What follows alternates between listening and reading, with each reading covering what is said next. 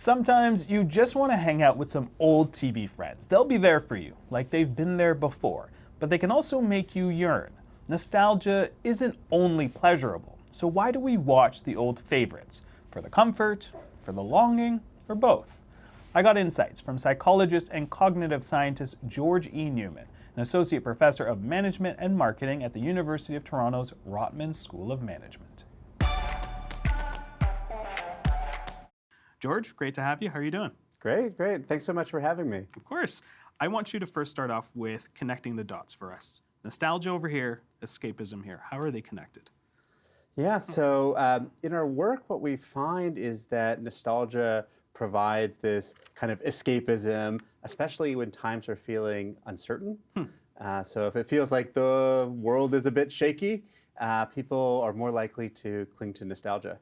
Tell us a little bit about the context of the study and what you wanted to look at. Sure. So in our experiment, what we did is we brought people into a laboratory on campus, and then they came in and there's a vinyl record player, and it's a Simon Garfunkel record. And we said, okay, we want you to listen to this record and tell us how much you enjoy it, how good the experience is. But we had two different versions of the study, and in one study, before they listened to the record, they read about how, well, things seem maybe uncertain right now, but if you look at a lot of statistics, actually it's not so bad.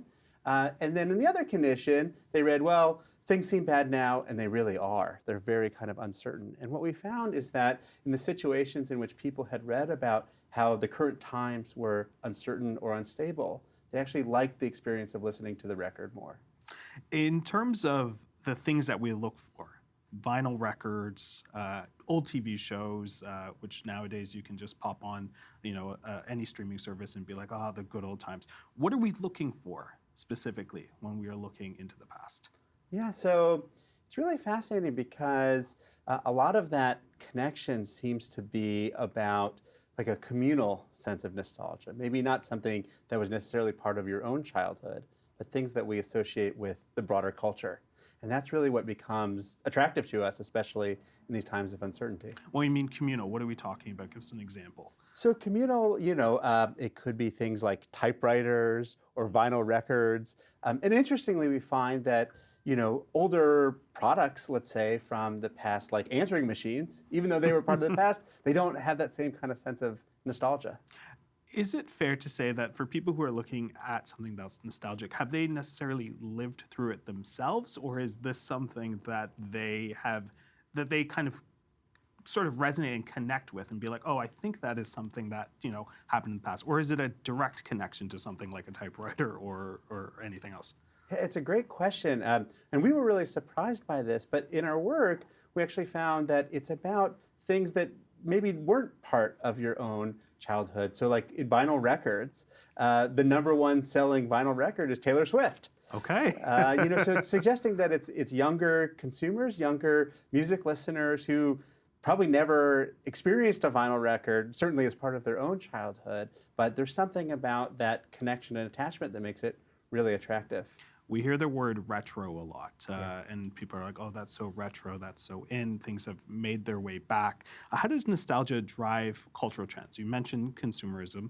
How does that help what people view, what people buy at the end of the day? Yeah, so what we find in these times of uncertainty and people are kind of looking back to the past, it's not just about products, it's kind of images, associations, ways of life that we think about in the past. So, ultimately it's about trying to connect to a different time period, maybe one that we think about as being more stable. I'm going to get personal with you. Is there something for you that you kind of look back at and go like, okay, in times of, uncertainty, that you lean into the nostalgia of? Totally. Well, when we were doing this research, part of the studies that we were doing is we were having undergraduate students listen to vinyl records in the lab. And I used to have a vinyl record collection as a kid, and it got me interested in it again, and then realized that now vinyl records are very, very expensive. yeah. But so I've done a little bit of collecting. I also really like old photographs. There's something about having the tangible photo. So not black and white. We're talking colored, but still. Yeah. Yeah, I think there's something that's really nice about having that physical photo that, for me personally, kind of serves the same function. There is this idea or perception that the past was simpler, more authentic. Is this a factor in sort of our reach for the past? And in some ways, is it true? I think is what most people we have this perception that those times were simpler, but are they actually true? It's really interesting. So the research there suggests that there's a bit of rose-colored glasses when we think about the past, that we tend to filter out all of the negatives, all the difficulty. Life expectancies were shorter. It was harder to get medical care, all of those kinds of things that we don't maybe normally think of. We think about the past as this simpler, happy time.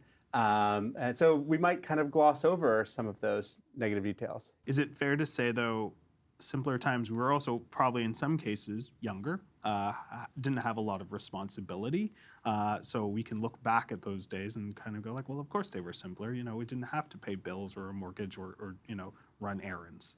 Yeah, there's kind of like the blurring between a communal sense of nostalgia and our own personal nostalgia. And I think you're exactly right that when we're thinking about the past, we can kind of mix those two things up and say, it was a lot simpler for me. I just had to run around and play outside, and it must have been a nice time.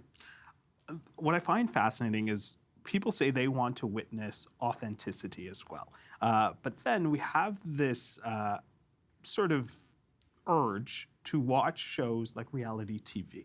And I am curious, why do we binge reality TV shows that seem to sort of defy that desire of authenticity?